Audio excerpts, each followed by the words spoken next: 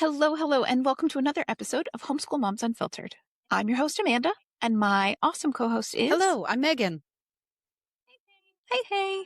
All right, so we are your source for messy, imperfect homeschool advice.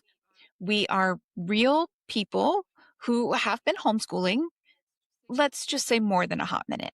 I mean, this podcast is in its fourth season, and we'd been homeschooling for a while before Homeschool Moms Unfiltered was even a thing or a thought. So we are not influencers with affiliate codes, recording in front of green screen images of a perfect home where not a single pencil is out of place. Our life is messy. I can speak for myself and say my home is even messier. And no, I still haven't done the laundry from vacation in Bali last November, though I will say it is getting warmer. So I probably am going to have to actually deal with that so that we have summer clothes to wear when it's warm. So yeah, this is the day in and day out life and, reality of homeschooling for us. And hopefully you see some commonalities in there for yourself as well. Yeah. Which we all need, because let me tell you, if I see one more day in the life homeschool video where the parent, typically a mom, sweeps into the kitchen with a full face of makeup, wearing a flowy floral dress to make breakfast before they sit down to make handmade puppets for circle time in their home that looks like a model show home, I'm done. And listen, for some people, that is legitimately homeschooling. And that's valid. And we love that for you. That's amazing. But somehow that's the only thing that is being shown on social media. And we know damn well that that is not how everyone is homeschooling. Because I've homeschooled in 4 states and 2 countries and been a part of so many playgroups, nature co-ops, regular co-ops, etc. And I've never met one of those people. So the math isn't mathing. Okay. But there's so many people out there portraying that life. And I feel perfectly comfortable going out on a limb and saying that there are more of us doing the messy bun, sink full of dishes, coasting into co-op with the gas light on sort of way. But, whichever end of that spectrum you land on, you're welcome here. And we're thrilled you're here. Yeah, I mean, that's it. However you come, messy bun, blowout, real clothes, or daytime pajamas, raising my hand over here, except for the compression pants that I have to wear every day, you're welcome here. But the reality is we are in this generation of women who are breaking generational bullshit, and we're just really working hard on setting healthier boundaries. And we, specifically Homeschool Moms Unfiltered, Megan and I, are totally here for it. Speaking of setting boundaries, we are a secular and progressive space. I can show up in my messy bun and be thrilled for your homemade finger puppets or your homemade crackers, but we will not agree to disagree on human rights. We firmly believe and loudly affirm things like Black Lives Matter, abortion is healthcare, vaccines save lives, that there is no humane, legal, or legitimate reason why you need to be taking away passports or driver's licenses of trans individuals. I mean, really, we could go on and on. We could do the entire hour episode of all of the things that we disagree with in the current administration in the United States right now, and far too many others who have questionable morals. But it's not really beside the point, but we're setting a boundary. That's what you're going to get here. Exactly. Yeah. So if you've been fishing through mountains of redacted documents and all of a sudden starting to go, well, is 14 really too young? Yeah, 14 is too young. Okay. That's a child. That's a child and that's illegal. Okay. So if you're justifying the pedophile in chief, this is not the space for you. In the homeschool world, you will have no problem finding a space where that is embraced and welcomed. And that is why our podcast is quite frankly bigger than we ever thought it was going to get, because there's plenty of people who don't want to engage in those spaces and they're happy here even.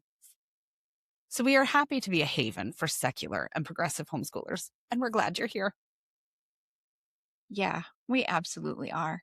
And look, if all of that made you release a sigh that you didn't know you were holding because you're like, maybe, just maybe, I have finally found like my people.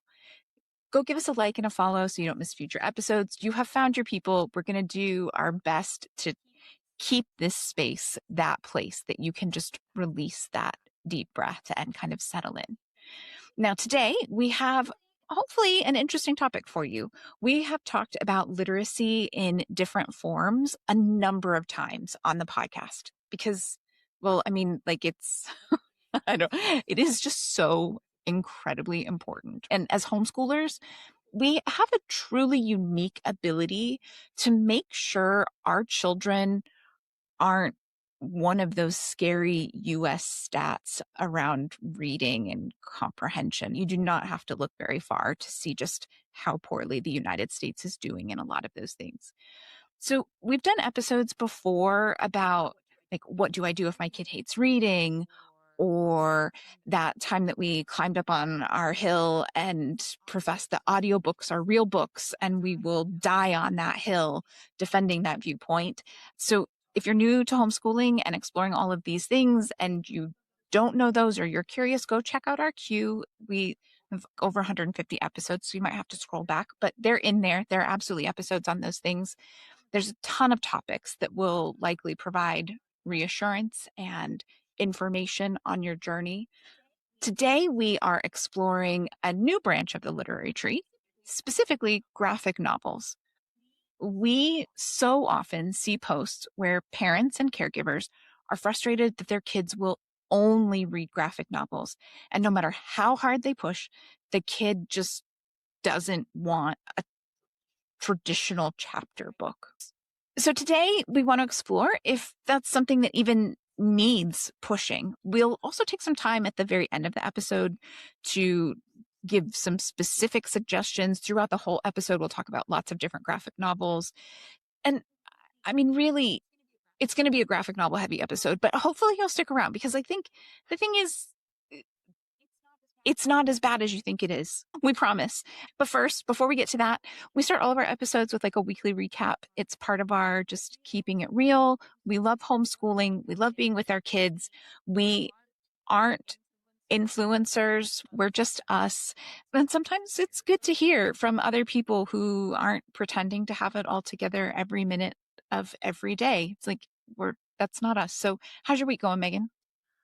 It's been pretty good. I've been checking some stuff off my list that I wanted to get done, so that feels good. The most notable being that I put a little tiny table behind my sofa, which sounds so silly, but like I really wanted to do this. So they sell online these tables that are long and skinny. And when I say skinny, they're like 6 inches or something that you can put behind your sofa. And a lot of them come with plugs already in them. So the tabletop is built with plugs and then you plug the table itself in and whatever. And we have a really small living room, but we have filled it with a sectional. Literally, there's like an inch on either side of the sofa between wall to wall. And so the back of the sofa is pretty long. And so when I looked at those tables online, we were going to need 2. And then oftentimes if I got 2, they were going to be a little too long. Like I couldn't find one that was perfectly set for the back of the table. But if you were in the middle of the couch, you're just sitting there holding your drink like a weirdo. Like there was nowhere to put your drink or whatever. And then sometimes the kids would have cords running across the room because they were trying to charge something. And I'm like, this is driving me bananas. So I was thinking about it and I'm like, well, hold on a second. They sell those cheapo table legs at IKEA for like $3 or something. So I was like, why couldn't I just go get a board cut at the hardware store? You can just give them the measurements and they'll cut it. I ended up getting 2 cut because ours is so big and we don't have a car. So I had to take the metro home. I'm like, well, that would be pretty weird with me with my, I don't know what it is, an Imperial, but it's big. It's like 10 feet or something. You know what I mean? Because you see me trying to get on the metro.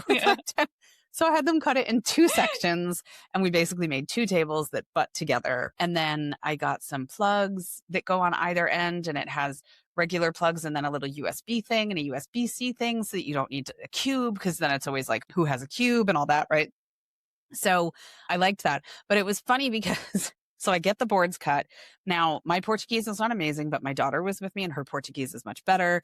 And I learned metric in school, but like we don't use it that often as Americans. So somewhere along the way, I get to the final stage where Aiden and I are there and he's screwing the table legs in and he does the first one and okay, great. And then we go to do the second half of the table and it doesn't fit. And I'm like, I measured like 500 times. So I don't know if I converted it wrong when I converted it to metric or if maybe the Portuguese, the language, the measurement was wrong. I never went back and remeasured it to see if it was, because I remember exactly what I told him as far as measurement was concerned. So I was like, great, now I'm going to have to take this board on the metro back to the hardware store, all this stuff.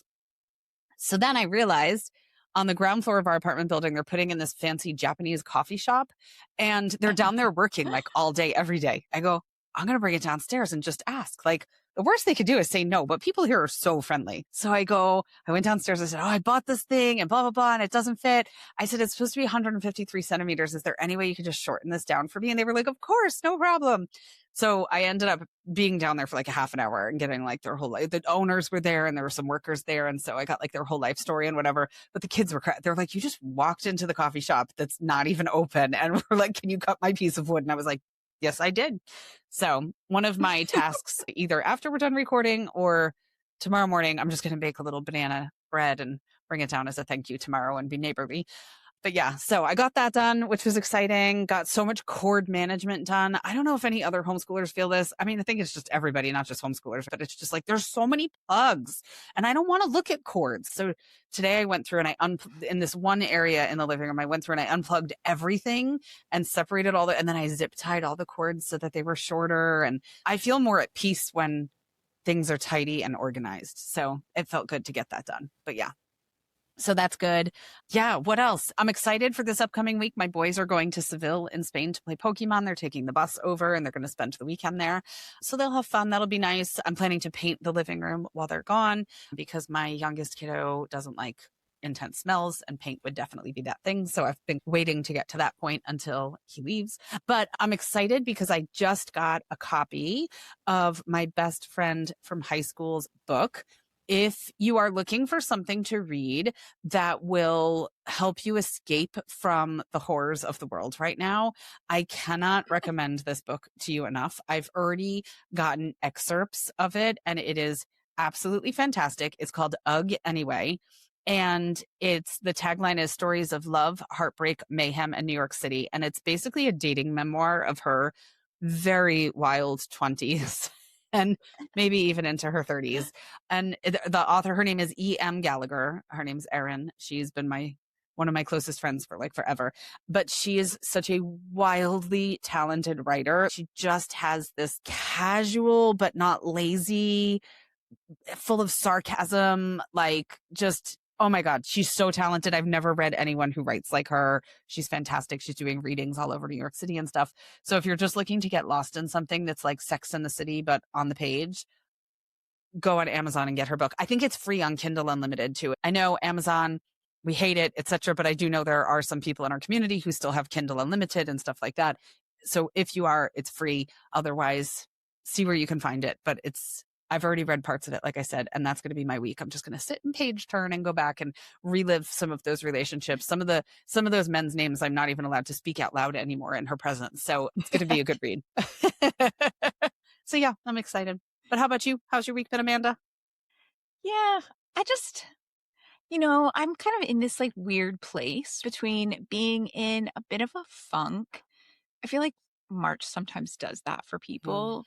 And then being like completely overwhelmed with life planning, which I feel like March also sometimes does that to people. You mentioned last week about camp planning and fall registration and yeah, there's some of that going on, like trying to figure out what we're going to do for the new like official academic school year time because we use an oversight school and we're heading into standardized testing season and there's a lot of stuff going on and then trying to figure out family vacations and going to see family and helping my parents with their new business, just a lot of stuff. And I swing between wanting to take like 3 days in bed or let's be real, like really running away to a hotel by myself for a few days because if I'm just in my own bed, everyone just brings everything to me in And I'm like, okay. And then the bed is covered in all of this stuff. And I've got my laptop open and I'm managing everything from bed instead of from the living room. So then on the other side of it, I'm like, maybe we should look at options for going to Sri Lanka for a month or two. Like, I don't know how I find like just a normal middle ground. Yeah, it's just the way my brain works. I've talked before, like I have itchy feet and yeah, it happens. Like it was a compromise my husband and I made many years ago when we decided to settle somewhere. He really wanted to settle and put down roots. And I was like, okay, I've never lived, even growing up, my family moved all of the time. And so for work reasons. And so that idea of like staying somewhere for years and years and years, like if you want that from me, the compromise is you have to allow me to travel away from our home for long enough stretches that I don't just like go insane and truly move away from you. So yeah, we're in that phase, that stage of life right now, season. And but then the reality is, right? Like there's always the reality of things.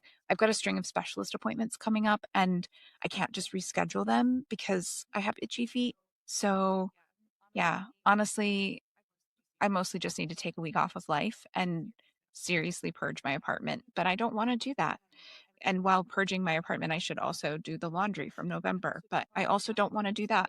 So maybe I'll buy a new sundress for our upcoming summer trip instead of washing that. I'm not going to actually, I will probably buy a new sundress and wash the one from Bali.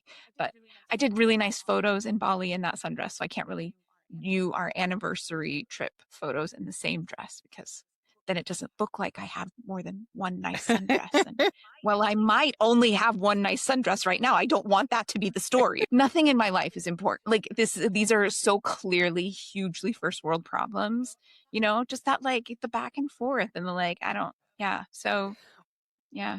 And again, I fully realize that these are totally first world problems, but I do just want to kind of like crawl back into bed and pull the covers up over my head and try again tomorrow, I feel like, that show, I've never watched it, but I see clips online or something or people referencing it. There's like wife swap and stuff like that. I feel like we should do like home swap because I would purge the shit out of your apartment.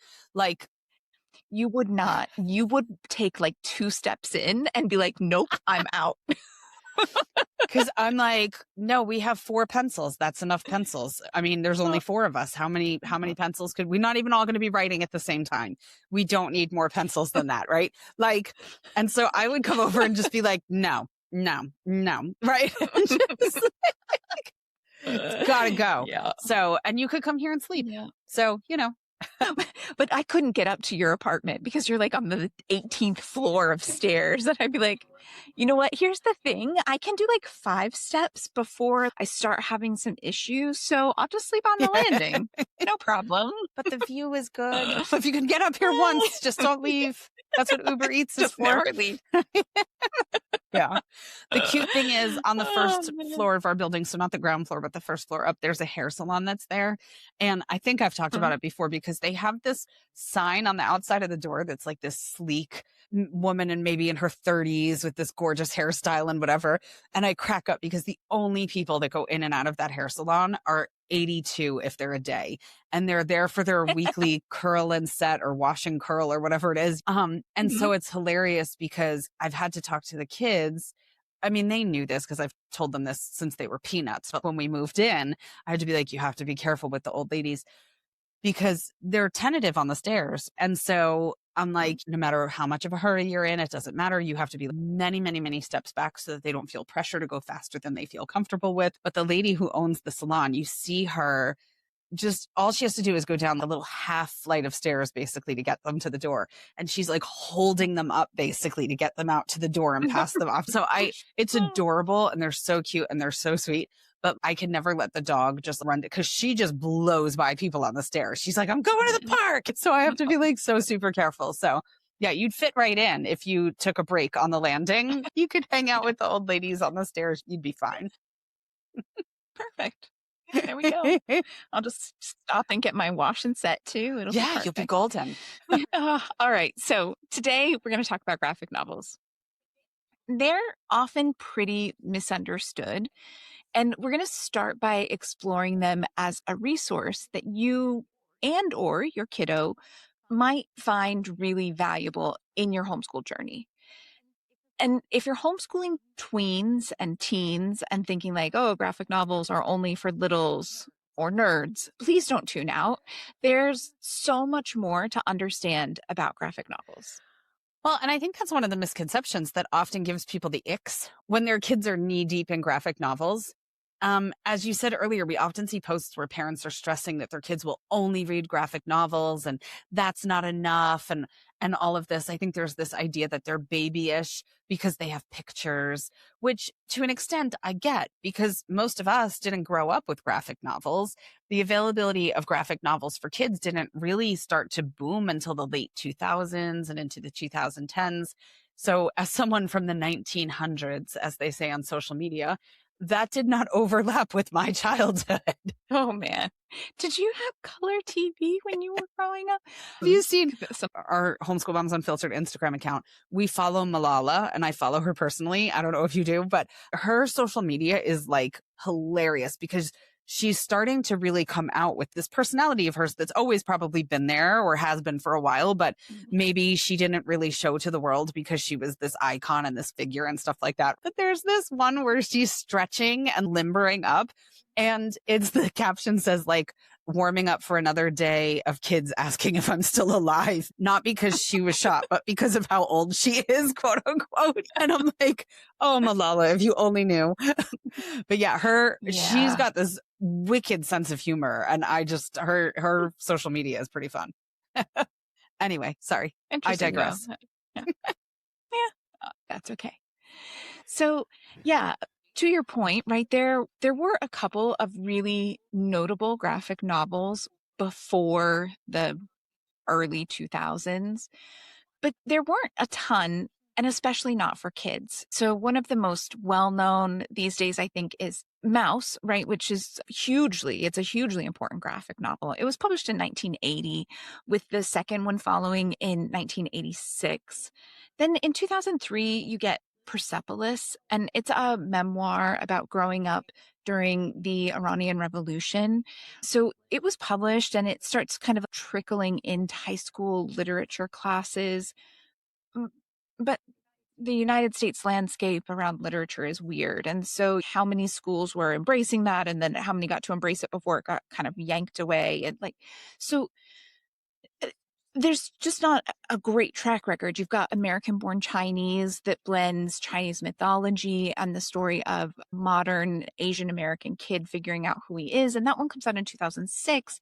Again, in certain communities, certain places, certain demographics, you're seeing more of it. But there wasn't a ton. And let's be real, I was well out of formal education by that point. It wasn't even in college where it was like, hey, let's look at this new genre that's really breaking barriers. Exactly. There were some others in the mix, but those were the ones that kind of made the big splashes and really started generating conversation around graphic novels as literature. I mean, what was really more than generating conversation around it? I mean, Mouse won a Nobel Prize, which was the first and a huge statement from the Nobel Committee about their acceptance of this as a literary form. And American Born Chinese, it was the first graphic novel to be nominated for a National Book Award. It won a Prince Award. But again, most of these were not for kids. I mean, we still have people trying to yank Mouse out of schools for being quote unquote inappropriate. So yeah, American Born Chinese is the youngest out of those, recommended for ages 12 plus. So that's kind of the closest that we had for books appropriate for younger readers. It's still a few more years before we get a really wide range of graphic novels that are available to more kids. Well, exactly. And perhaps that's part of the reason people are resistant to them or might not realize how powerful a media form they can be. They're new. New things just take time to really work into the existing system and thought process. Though, listen, we're going to get into it way more, but let's not sit here and pretend that Dogman or Captain Underpants is the same as Mouse or American Born Chinese. All books have their place, but that place isn't the same. And we're not going to sit here and gaslight you about that. We're going to talk a lot about graphic novels today. And yeah, So we'll get into it more, but we're not going to gaslight you and be like, you should absolutely let your child only read Dog Man for now till forever. They can graduate high school and that will be enough. That's not what we're doing. Okay. So back on track. In 2010, Smile, which by the way is the first in a great series, it gets published. And it's the first one that's really like gets big traction and is designed specifically for middle grades. It's about surviving middle school while dealing with a long, awkward journey through dental disasters, braces, changing friendships. And like I said, it's the first in a series. Great, great series. In 2012, you have the first Nathan Hale's Hazardous Tales book gets published. And again, these are huge in my house. They're really solid. A series, 14 books in the collection. They are frequently putting out new ones. The 14th one just dropped recently. So when you're listening to this, there might be even more. Honestly, a great resource, solid history that isn't epically whitewashed or just, gross and full of the icks. And it's, again, this middle grade graphic novel series. It's appropriate for ages 8 or 9 and up. The books are framed around the real Revolutionary War spy named Nathan Hale, who, right before he's supposed to be hanged, starts telling stories from American history to stall for time. So each book focuses on a different historical event. He mixes in jokes, maps, diagrams, and really surprisingly honest depictions of some of the particularly messy parts of history. And it just does a great job of keeping kids engaged while they're actually learning a ton. Yeah. Now, we talked about people poo-pooing graphic novels. I have a confession. My 14-year-old is one of those people. I bought him a Hazardous Tales book in 2020, and I specifically remember that because it was right when the pandemic started. We were in the middle of moving. All of our stuff was in storage. He was desperate for something to read. We had just come back from Normandy, so he had all this D-Day World War II on the brain, and I was like, okay, so I bought him this book. I didn't thoroughly read it. I just saw it online. I was like, it's related. Okay, let's order that one. But I have a very specific memory of him looking at it and being like, ugh. So anyway, when it arrived, he was like, this is not a real book. Now, keep in mind, he's ADHD and as rigid as they come. So once a determination has been made, good luck changing his mind. Okay. But I know he's not alone. There are plenty of people who poo-poo graphic novels. I've heard things like there's not enough words, they're not rigorous enough, kids don't take long enough to read them, they're just glorified comic books. I think there's also a tinge of panic with some parents too, that if their kids love graphic novels, they'll never want to read anything else. And parents in general, but I think homeschool parents more so, which I get because we've taken on a lot and the responsibility of our kids' education and future outcomes is squarely on our shoulders. But we can create a slippery slope scenario pretty quickly. Like if they love graphic novels, they will never read a full-length book. And that is not the case. So take a breath. Well, yeah. Yeah. And first, let's start off by saying, yeah, yes, some graphic novels are glorified comic books. And you know what? That's okay. The quickest way to ruin a love of learning and a love of reading is to never allow your kid to just enjoy reading some fun, easy books. Anyone who listens regularly knows that I love me some smut escapism, okay? I'm not going to pretend it's high literature, but reading is almost always good. Vegging out to a light book or an audiobook or a graphic novel or even gasp a comic book is almost always better for your brain and your mental health than getting sucked into mindlessly watching reels or YouTube shorts. Okay? So it's Yeah. okay. Now, all of that said, graphic novels can be quality resources and quality literary material, not just easy escapism. And as the academic aggressive homeschooler between the two of us, let me repeat myself here, okay? There's plenty of value in graphic novels. And look, we are not big on defending our positions with like vibes or because we said so. So stay tuned. We'll talk about it. And then you can also like check the show notes. We promise we're going to give you data to back up these statements, resources in the show notes. There's going to be plenty of stuff where you can go deeper and learn more. We promise we back it up. It's again, it's not just vibes. But the bottom line here, and this could probably just be our mantra. I could say this and we could be done and be like, go research it yourself. Maybe we should do that one of these days. Like, I don't have the energy for recording. You don't have the energy for editing. Here's the mantra. Good luck. But kids who read anything they enjoy are far more likely to become lifelong readers. Graphic novels often act as a gateway into longer texts. If you have a reluctant reader or a kiddo with a learning difference, forcing traditional novels before they're ready, or really at any point, can backfire and kill reading motivation. But also, people often underestimate the complexities of graphic novels. Okay, but I'm getting ahead of myself. I'm trying really hard to avoid my soapbox, but Well, it's one of those you don't episodes. have to convince me. I won't disagree with that. I think there's so much society, schools, parents do that kills off a kid's love of reading. Sometimes that's intentional. I don't think parents do it intentionally. I think they're, like I said earlier, stressing about outcomes and they want the best for their kids. So they're pushing those novels and, dare I say, the classics. I freaking hated the classics.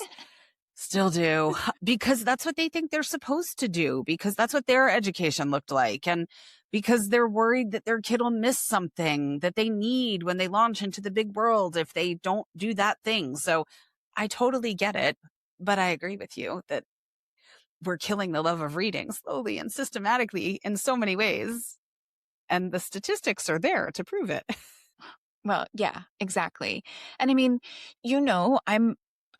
I personally, specifically, am all about the actual science of reading, right? And this goes beyond your rant about capitalism killing kids' curiosity. And that's one of your favorite soapboxes. And I'm here for that as well. But so let's go ahead and just look at how graphic novels benefit kids. Graphic novels aren't quote unquote easy reading. Again, they can be. And that's okay. There's nothing wrong with easy reading, but there are plenty of graphic novels that aren't. And no matter what, they are layered reading. They demand multimodal literacy, which means that readers have to process multiple streams of information at once. So if you're reading a graphic novel, you are integrating visual and written material. You are interpreting facial expressions, body language, and setting. You're inferring what happens between panels. It's this area called the gutter. You're tracking nonlinear sequencing as you go along. And then you're also having to, at the same time, interpret symbols like motion lines and perspective shifts and panel size, because this is not like your newspaper comic strip, different sizes and things like that, and what that means to the story and how it moves the story along. These skills require active inference and synthesis, not just passive reading. And again, this isn't because Amanda said so. Research emphasizes that graphic novel readers must continuously construct meaning from both visual and context clues simultaneously in just a very different way than reading a standard traditional chapter book is. Yeah. And again, we'll link the study data in the show notes. Beyond what Amanda just brought up, within the data that we're going to share with you, which was research that has been conducted by first a pair named David Hayes and Michael Ahrens, and then later researchers Anne Cunningham and Keith Stanovich, they researched the impact of graphic novels on vocabulary. And they found that some comic books actually contain more rare vocabulary words than other more typical children's books. So what they looked at, they kind of broke it out into different categories. And they were looking at the average number of rare words per 1,000 words. In your average children's book, you had 30.9 rare words per 1,000 words. In adult books, you have 52.7 rare words per 1,000 words. Graphic novels and comic books were the highest. There's 53.5 rare words per 1,000 words. So, assuming that your young learners are not reading adult books, that is a significant jump from 30.9 per 1,000 to 53.5 per 1,000. So, while it's not the magic treehouse, that's not necessarily a bad thing. It makes sense if you think about what Amanda was saying about the picture also being a storytelling quote unquote voice in these books. Graphic novels have less space for text. So the authors often choose really precise words instead of long explanations. The pictures handle a lot of the descriptions, which means the words that do show up tend to be more expressive in nature. Well, that's just the thing. It is cultivating a different skill set. There's a bigger visual literacy component with graphic novels. And so, like, I talk about the science of reading and having to make inference and stuff. It's not that kind. It's using the pictures as guiding the story, not as guessing the words. And for better or for worse, we live in an increasingly visual media world. Graphic novels have readers actively interpreting visual media, reading layout and design, understanding symbolism, connecting images with narrative structure. They're doing it basically all at the same time, which is great in this specific media setting, this specific literary resource, but it is also a fantastic skill that is going to relate out to so many other things that they're going to do when they get out into the real world and have to navigate information coming in and news and media in all kinds of other areas. Yeah, it makes perfect sense. I saw an interview not that long ago with Jamila Jamil. She played Tahani on The Good Place, which I know you watched as part of your family viewing night television for a while. But anyway, she was saying that she was working on something with Netflix, and she was told that the project had to be written with what they called second screen viewing in mind. And she went on to explain that really what they've had to start doing is writing things into the verbal script that previously viewers would have gotten through visual cues. So instead of just setting something down, they would say, hold on, let me set this down right here, and then I'll be right there. They're actually having to say these things out loud because the assumption now is that more viewers are no longer physically watching the TV show, but rather listening while they're scrolling on their phone, AKA the second screen. So second screen viewing. So the way we consume content and media is definitely evolving.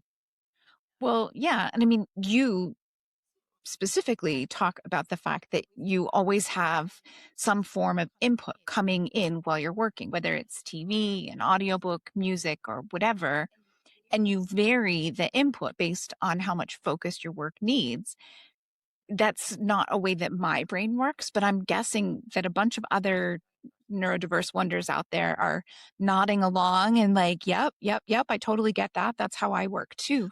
I was laughing because of your capitalism comment, because yesterday I was working on one of our book projects. FYI, spoiler, we have some book stuff coming out. But I was working on that and I was just scrolling through Netflix trying to find something that I could put on in the background that wouldn't distract me. There's a balance, right? As far as like how much emphasis and focus I need to give each thing. And Netflix for me has been bone dry lately. I get Netflix in Portugal, so I don't have the same array of stuff. I mean, typically it's pretty good, but right now, bone dry. But anyway, I was watching this Michael Moore documentary from 2009 about capitalism.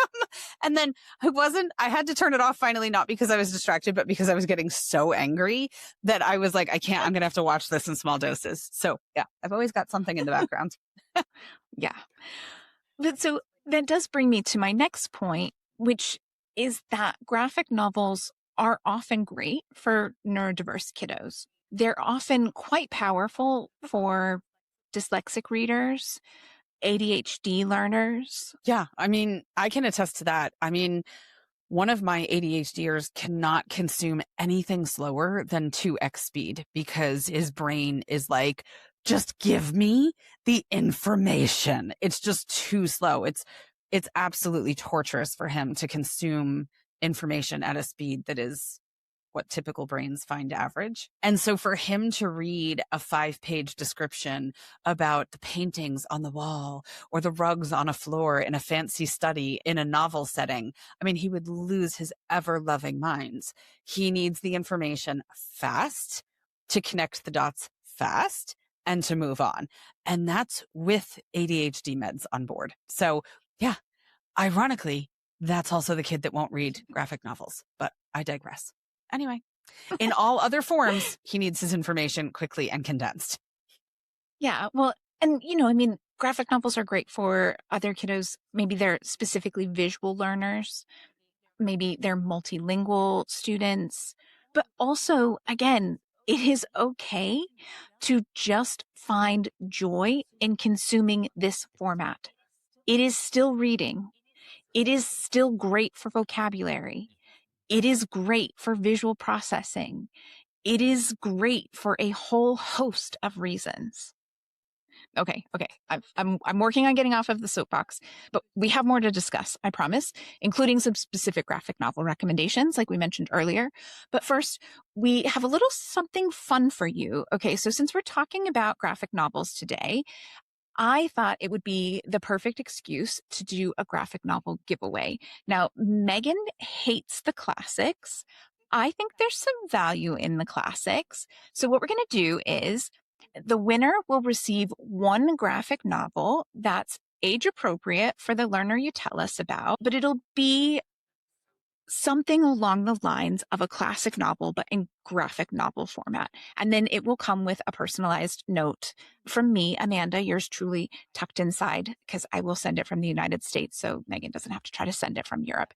So if you want to enter, it's going to be super simple. Head over to any of our social media platforms. So whether you're on Instagram or Facebook or on Patreon, if you're avoiding Meta, and find the giveaway post for this episode. There will be a post. You'll just have to scroll through and find it in the feed wherever you're at and leave a comment on that post and you're entered. That's it. Easy peasy. We will choose one winner on April 10th, 2026. So if you're listening to this later, so sorry, but feel free to send us a message and say, which book did you give out?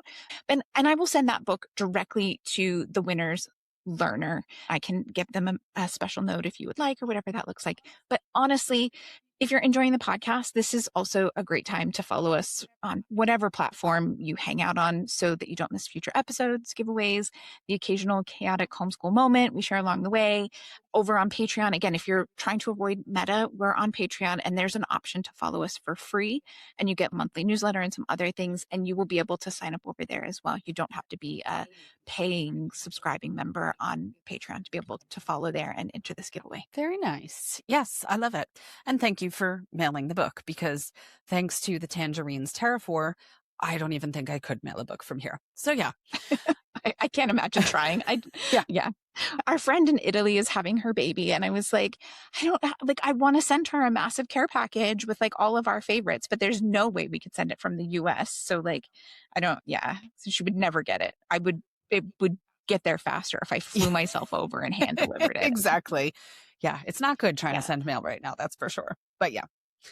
All right. Graphic novel time. So another thing we know from the data is that generally speaking, graphic novels help enhance understanding of complex material. And as a very, very, very, very visual person, I can absolutely relate to this. But the availability of images can help readers. It can help them visualize abstract ideas. It can help them follow historical events.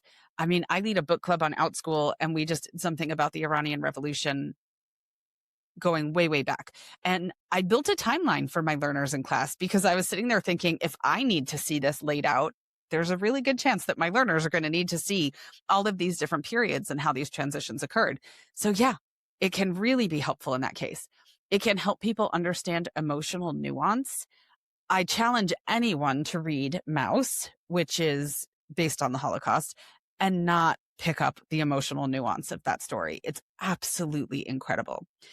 So they're a great tool to incorporate into the exploration of history and literature and STEM and just so many things. I mean, listen, Amanda spoke about me in the classics and our tense relationship. I have no issue sharing publicly right now. Like, what are they going to do? Rescind my high school diploma? I have no issue sharing the fact that I did not read most of what was assigned in high school, which I'm sure even 20 plus years from her education days is likely giving Amanda heart palpitations just thinking about it. But it's the truth. But I read Mouse 1 and 2 in Mr. Yarnell's history class, and then later taught it in my own history classes because it's an incredible book and it made a mark. It's also a banned book in quite a few places, FYI, but it stuck with me. I don't know how you can read that book and have it not stick with you. It's absolutely incredible. I mean, I have them. They're right here on my bookshelf. So they're just incredibly well-written books. It's amazing. Yeah. So here's the thing. Hopefully, you're picking up what we're putting down here. Okay. Graphic novels aren't the kiddie table of literature. I mean, obviously, there are some there, but they are great for getting kids excited about reading at a young age. Some really important literature of the last 30 years has been in graphic novel format. Again, we mentioned it earlier in the episode, but Persepolis is a commonly taught graphic novel in university. And if Mouse is enough to get Republican panties so in a twist that they start trying to ban it left, right, and center, you know it's some powerful literature. They're not getting rid of books that they're not afraid of. All right, so all of that said, we've talked about it. I talked about it before in other episodes. I do have a kiddo who enjoys graphic novels along with basically all other forms of information consumption. I don't think there's any way that you could convince him to stop taking in information because he comes by it honestly. He gets it from me. It is what it is. But I would love to take just a minute to recommend some favorites from both when he was younger to now into the tween years. He's at the stage where he's reading things that are more like young adult and some adult things. But also, I just want to quickly say so many books are now being made into Yeah. graphic novel format. Everything from the Babysitter's Club that you and I grew up with, the I Survived books are now being also turned into graphic novels. There's 39 Clues, which is like a murder mystery type kind of thing for little younger kids. Percy Jackson has some graphic novels coming out now. Warriors, that Cats one. We never really got into that one, but I know that that's really popular and they're starting to put out graphic novels versions. Wings of Fire graphic novels. Just so many series are now also graphic novels.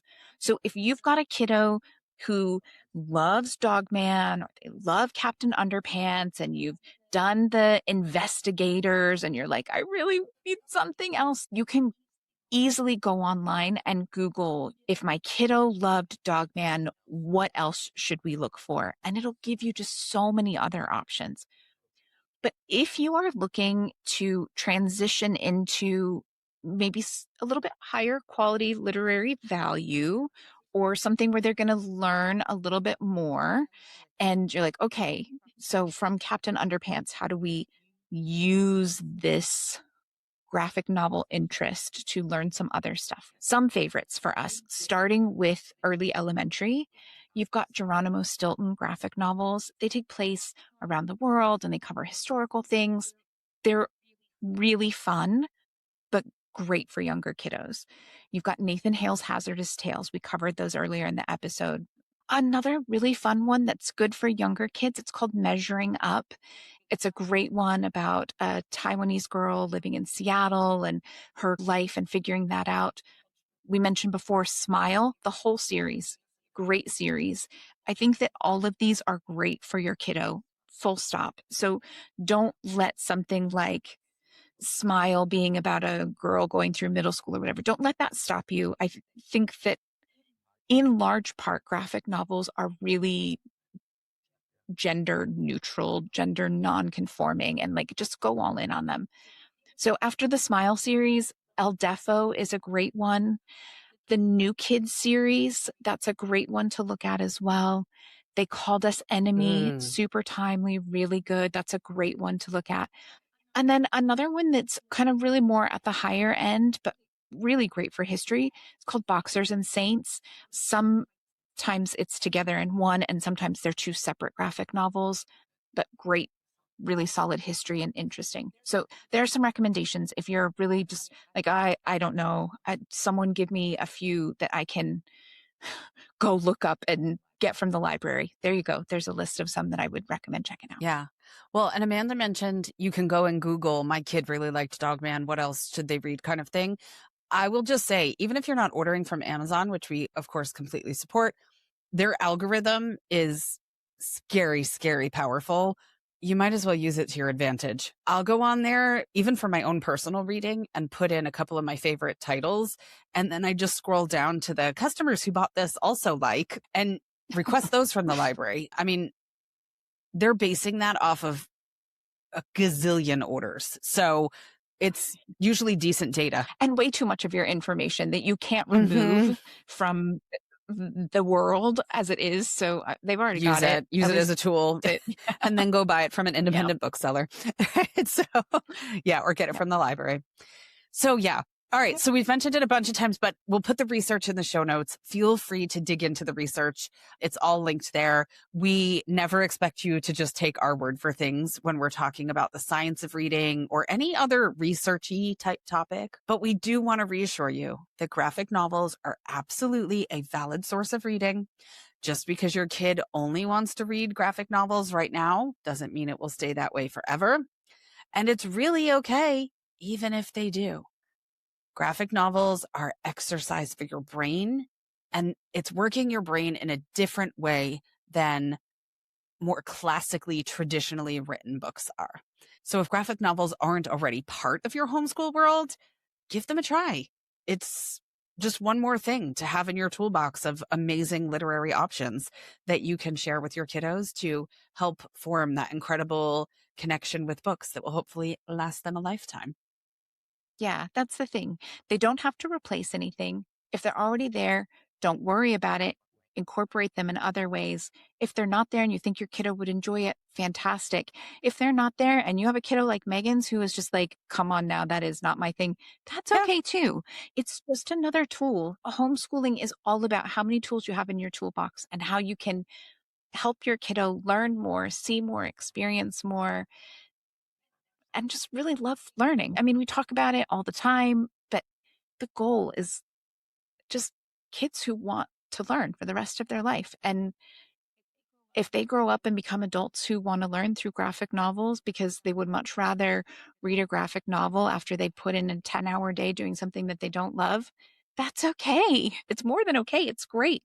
I would rather they read a graphic novel as a grown up and find something interesting in it than be like, oh, I'm going to watch this thing for the 18th time because I don't have to think about it. All right. So, anyway, thank you so much for sticking with us. Hopefully, you were like, okay, I wasn't totally sure about that, but I'll go look at the show notes. I'll read up a little more. They usually come in with some actual data, not just vibes. So, I'll give them the benefit of the doubt on this one, at least for a hot minute. And with that, we have our mantra for the day. So, reading isn't about the format, it's about curiosity. And curiosity grows best when kids actually enjoy what they're reading. Heck yeah. Yeah, it's really not complicated. Yeah. For me, that was not the classics, but yeah. Read on, have fun, whatever you like, keep reading it. Right? Yeah.